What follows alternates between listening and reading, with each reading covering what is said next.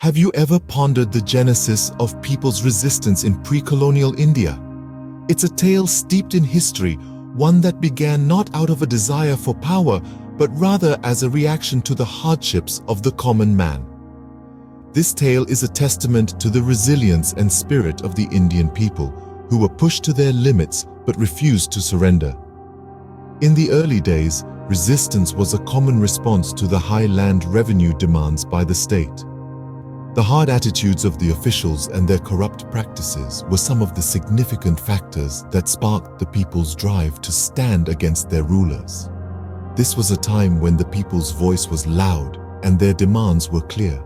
They wanted fair treatment and they were prepared to fight for it. But with the establishment of colonial rule, the situation took a turn for the worse.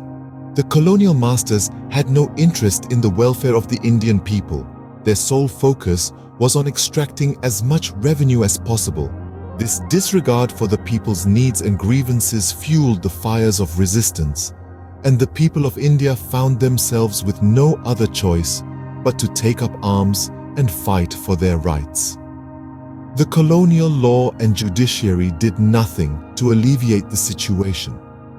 Instead, they served to protect the interests of the government and its collaborators, the landlords, the merchants, and the moneylenders. The people, left with no other options, were forced to defend themselves.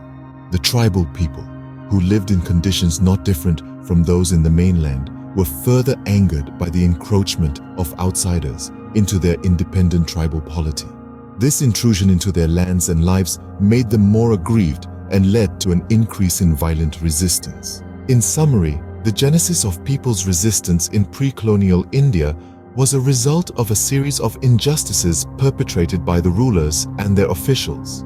The establishment of colonial rule further aggravated these issues, leading to a stronger and more organized resistance movement. The colonial law and judiciary, which were supposed to protect the people, instead served the interests of the government and its collaborators, leaving the people with no other choice but to defend themselves.